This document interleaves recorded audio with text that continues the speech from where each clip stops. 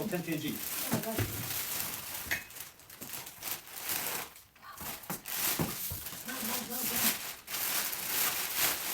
It's really nice. And it's 190, right? 190. In Aldi, going markup was 300 something. Yes. Oh my God, guys! I love it. Do I need a license for this? No, you don't need license. But first of all, we have to check about how to unpack everything and so on. Yeah. So this is just, guys, I have a service now. Oh. What? Ah, it have to be attached, I think, here. This one here, no? Yeah. No, this one goes up Yeah.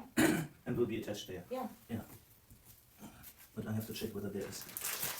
So the brand is Acer. Acer. Yeah. So I have a service. I can go somewhere alone. Yeah. Thank you, darling. Oh my God, it's nice one. Yeah. Yeah. You need to give me the instructions.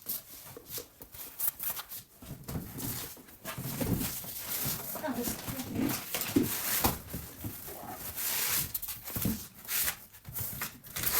Yeah. Ah, okay.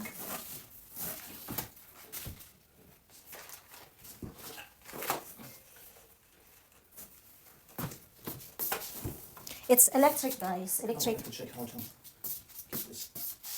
scooter. Oh, okay.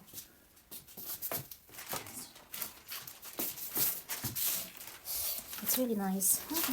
My God, it's heavy. It's like 10 kg. Thank you.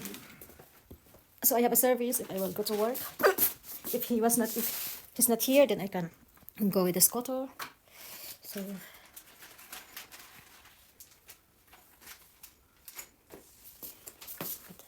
it's really big one.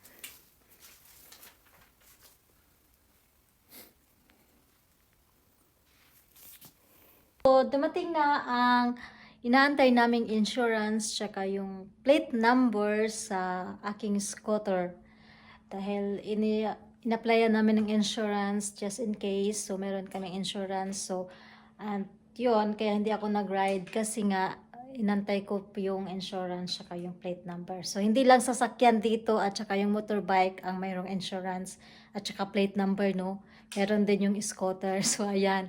Kinabit na nga ni Mr. yung plate number sa aking scooter. So, doon. And then, para pag mag-ride ako, yung mga taong makakita sa aking scooter ay alam nila na meron insurance ang aking scooter dahil sa plate number na yan. So, doon nila malalaman na in-applyan ng insurance. So, ayan. So, bukas, I will try not to ride my scooter. So, I will visit one shop close by, nearby, and then we'll see. So, ayan. Excited na ako, guys. Actually, first time kong mag-ride. Pero, nito, parang I have ano ko pa yung balance niya. Kasi para sa akin, parang mas madali yung bike. Pero, ito, itatry ko siya bukas na mag-ride mag-drive sa highway. Titingnan natin kung kakayanin ko. Kasi first time ko siya. Nag-try nga ako dito lang sa loob sa backyard namin. Nag-try lang ako, mag-ganon-ganon pa ako. Kaya kailangan talagang straight yung balance mo at hindi ka mag-ganyan-ganyan. Kasi hindi siya parang sa bike. Kasi sa bike, parang nasanay ako sa bike na mas madali lang sa akin. Pero ito, electric pala siya, guys, ha. Electric scooter siya. So, ayan. Ayan, excited na ako. Darling? So, at least, kung wala siya dito, tapos pag-scooter na lang ako pag magpapasok sa work. And then, pag may gusto akong bibilhin sa so, special na shop na gusto ko, yung mga halaman. So, anytime, pwede ako makaalis. Hindi ako mag-antay sa kanya na, ay, pag-drive mo ako doon, darling, sa o diba? So, So, ayan. Siyempre, meron kasing time din na gusto kang umalis na gusto may bibilhin ka, di ba? Hindi yung lagi siyang kasama. Charot! So, ayaw ko kasing mag-practice ng driving kasi natatakot ako mag-drive dito sa, sa ano, kasi bibilis na mga takbo ng mga sasakyan. Diyos ko. Ayaw ko, takot akong mag-ano. Siguro sa Pinas, doon sa bayan namin, pwede pa. Pero pag dito, natatakot ako. Kaya yan, binilhan ako ng scooter. Kasi naman dito, safe naman kasi pag mag-scooter ka, guys. Kasi nga, at saka yung bike. Kasi meron silang daanan mismo sa mga bike, kalsada mismo sa bike, tsaka sa mga ganyan, mga scooter, sa mga tao. Hindi ka pwedeng doon ka sa pinaka main street talaga mag-drive ng ganito bike tsaka ano, meron talaga silang special nga daanan mismo sa mga bike, sa mga scooter, sa mga taong maglalakad, ganoon para safety. Pero katabi lang naman siya sa ano, katabi lang siya sa beside lang siya sa main street or sa mga highway na ano.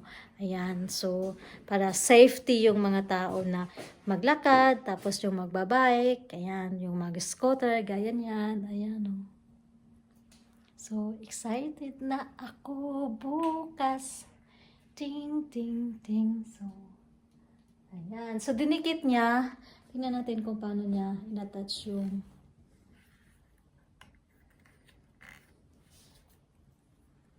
so, ganyan lang siya guys. Ayan. Yung number ng aking scooter. Plate number. So, ayan. So, we'll see you tomorrow. My first ride. So, bye guys. Excited na si Madam. Bye-bye.